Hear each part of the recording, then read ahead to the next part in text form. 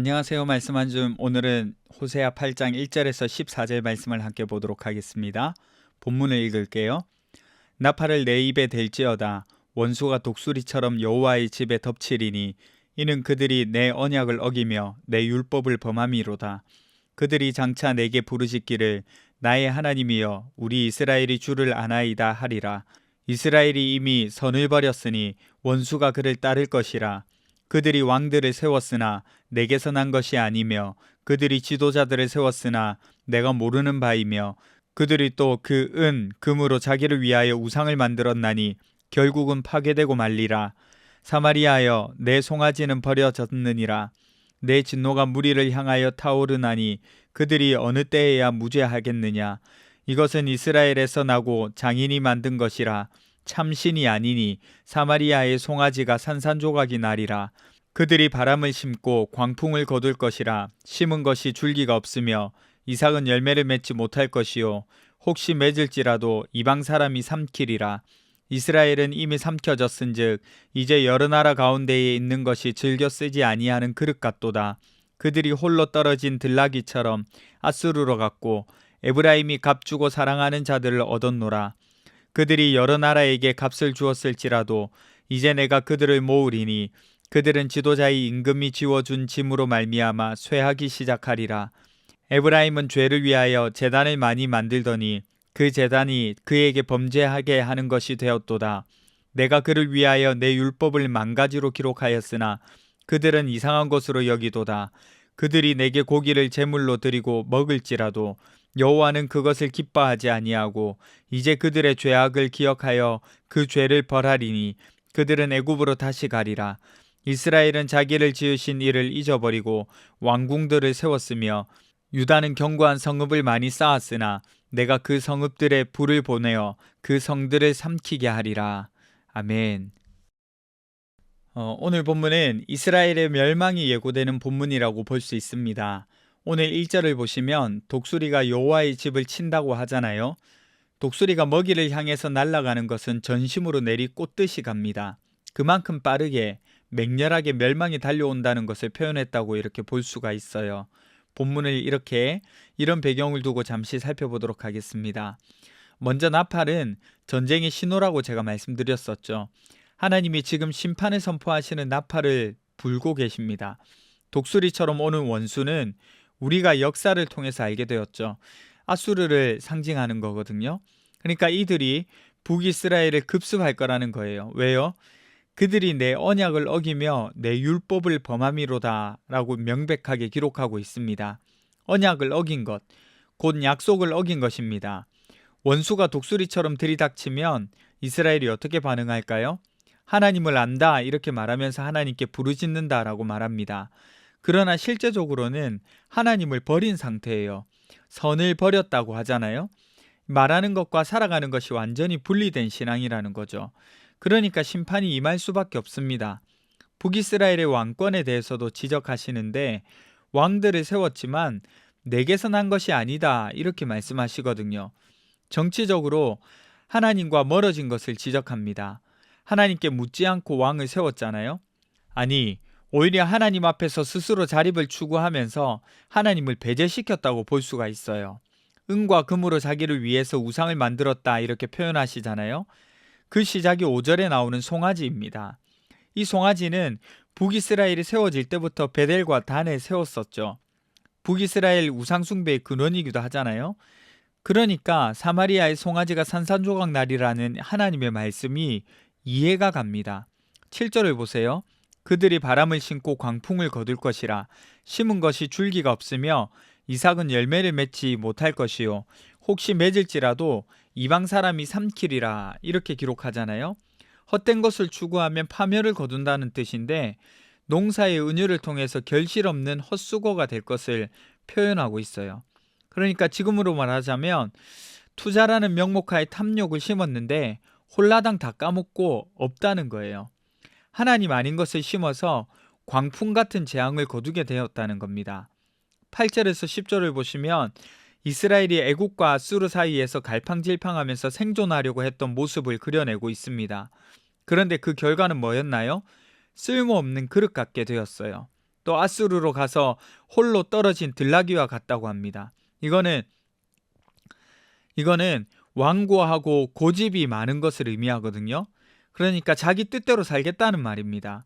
그렇게 고집 부리면서 결정한 것이 강대국에게 뇌물을 주고 자신들을 지켜달라, 그렇게 그들의 사랑을 샀다라고 이렇게 표현이 되어 있어요. 하나님이 아니라 자신들의 힘과 돈으로 안전을 살려고 했죠. 그런데 이 강대국들은 어떻게 했어요? 단물만 빨아먹고 이스라엘을 삼켜버린 겁니다. 이용만 한 거죠. 이 제단은 하나님과의 관계 회복을 위한 장소인데 범죄의 장소로 바뀌었어요. 하나님을 사랑하지 않고 형식적인 제사로 타락한 신앙을 보여주는 장소가 돼버렸죠. 애굽으로 돌아간다고 하죠. 이거는 포로 상태로, 노예 상태로 되돌아간다는 비유입니다.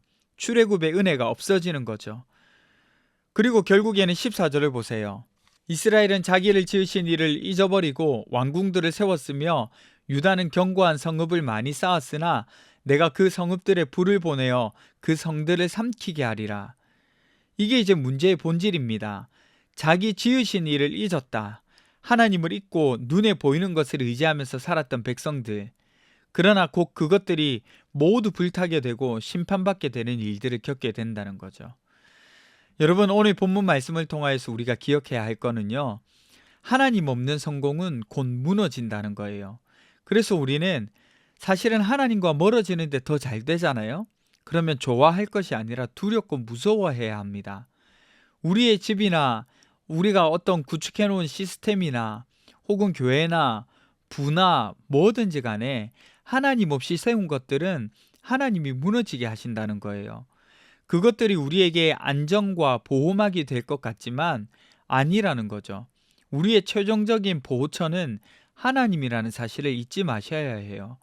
이것을 잊어버린다면 곧 14절에 자기를 지으신 이를 잊어버리는 것과 같은 의미입니다. 이 사실을 꼭 기억하세요. 우리가 또 한 가지 기억해야 할 거는요, 참된 예배가 뭐냐? 참된 예배는 하나님과의 관계 회복이라는 거예요. 보세요. 제단을 많이 쌓았는데 그것들이 모두 뭐가 되었다고요? 죄가 되었다고 합니다. 제단을 많이 쌓았으면 얼마나 많은 제사를 드렸겠어요. 그런데 그것들이 모두 죄가 되었대요. 왜 그런 일들이 일어났을까요? 율법을 어기고 약속을 어겼기 때문입니다. 약속을 지킬 마음이 없었던 거예요. 그렇게 제사만 했던 거죠. 여러분, 예배는요, 형식이 아니라 하나님이 행하신 일에 대한 반응입니다. 내려주신 은혜에 대한 반응이에요. 그러니까 내려주신 은혜를 기억한다는 것은 결국에는 뭐예요? 하나님을 잊어버린 것이 아니라 하나님이 하신 일을 기억하는 거고, 결국에는 하나님을 기억하는 것에서 시작한다는 거죠. 그런데 우리는 그걸 잊어버리면 그것은 오히려 더 형식밖에 되지 않는 거예요. 따라서 오늘도 하나님이 하실 일을 기대하고 기억하면서 사셔야 하는 겁니다. 여러분, 기도합시다. 첫 번째는요, 하나님을 내 인생의 중심에 두고 살게 해주세요. 두 번째는 형식이 아닌 마음으로 주를 사랑하고 기억하는 예배자가 되게 해주세요. 우리 함께 기도하며 나가도록 하겠습니다.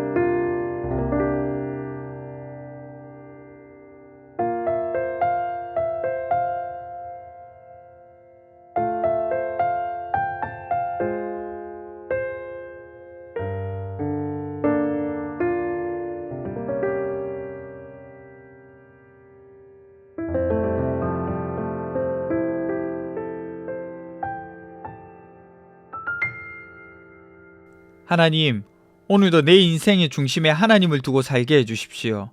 그리고 형식이 아니라 하나님을 기억해서 하나님이 내려주신 은혜에 반응하여서 예배하는 예배자가 되게 해주십시오. 그렇게 온전하게 하나님을 바라보며 살아갈 수 있게 도와주세요. 감사드리며 거룩하신 예수님 이름으로 기도합니다. 아멘.